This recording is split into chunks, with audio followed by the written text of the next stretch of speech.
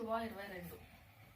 యెహోషువ రూబేనీయులను గాదీయులను మనష్య అర్ధగోత్రపు వారిని పిలిపించి వారితో ఇట్లనెను, యెహోవా సేవకుడైన మోషే మీకు ఆజ్ఞాపించినదంతయు మీరు చేసి ఉన్నారు, మరియు నేను మీకు ఆజ్ఞాపించిన వాటన్నిటి విషయంలో నా మాట విని ఉన్నాను. బహుదినముల నుండి నేటి వరకు మీరు మీ సహోదరులను విడువక మీ దేవుడైన యెహోవా ఆజ్ఞను అనుసరించి నడిచి ఉన్నారు. ఇప్పుడు మీ దేవుడైన యెహోవా మీ సహోదరులతో చెప్పినట్లు మీ వారికి నెమ్మది కలుగ చేసి ఉన్నాడు.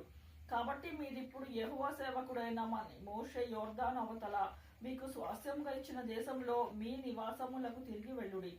అయితే మీ పూర్ణ హృదయంతో మీ పూర్ణాత్మతోను మీ దేవుడైన యెహోవాను ప్రేమించుచు ఆయన మార్గములన్నిటిలో నడుచుకొనుచు ఆయన ఆజ్ఞలను గైకొనుచు ఆయనను హత్తుకొని ఆయనను సేవించుచు ఆయన సేవకుడైన మోషే మీకు ఆజ్ఞాపించిన ధర్మశాస్త్రమును అనుసరించి నడుచుకొనుడి. మీరు అతడు ఇలాగూ చెప్పిన తరువాత వారిని దీవించి వెళ్ళనంపగా వారు తన నివాసములకు పోయిరి.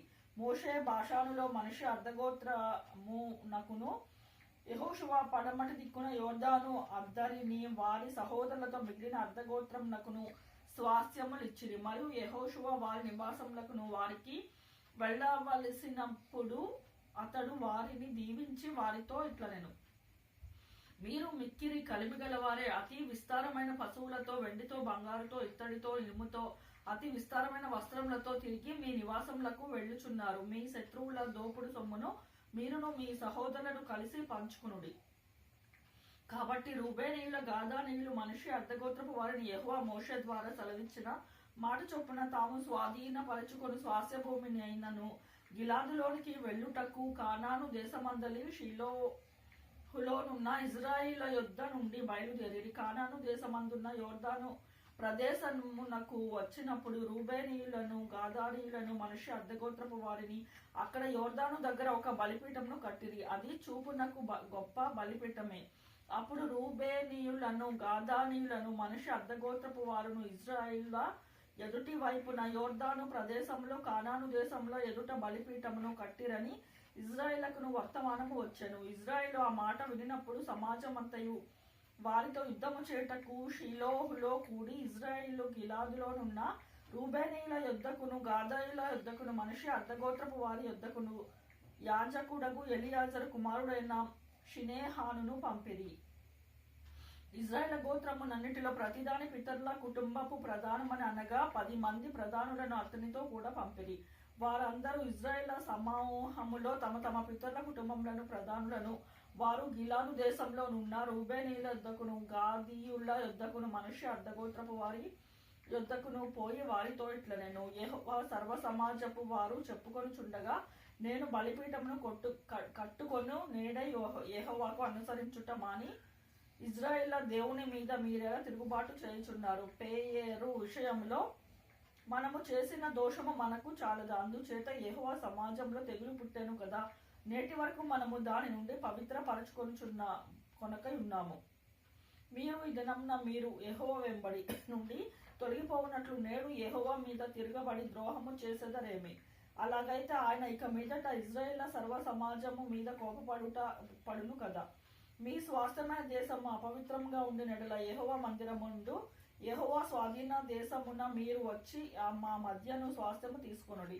మన దేవుడైన యెహోవా బలిపీఠము కాక వేరొక బలిపీఠము కట్టుకొని యెహోవా మీద తిరగబడకుడి, మా మీద తిరగబడకుడి. జెరహు కుమారుడైన ఆకాను ప్రతిష్ఠితమైన దాని విషయంలో తిరగబడినప్పుడు ఇజ్రాయేల్ సర్వ సమాజము మీద కోపము రాలేదా? తన దోషము వలన ఆ మనుషుడొక్కడే మరణమాయన. అందుకు రూబేనీయులను గాదీయులను మనుష్య అర్ధగోత్రపు వారిని ఇజ్రాయేల్ ప్రధానులలో వచ్చిన ఉత్తరమేమనగా, దేవుళ్లలో యెహోవా దేవుడు, దేవుళ్లలో యెహోవాయే దేవుడు సంగతి ఆయనకు తెలియను. ఇజ్రాయేలు తెలుసుకొందురు. ద్రోహము చేతనైతే యెహోవా మీద తిరగబాటు చేతనైనను మేము ఈ పని చేసినలా నేడు మమ్ము బ్రతకనీయకుడి.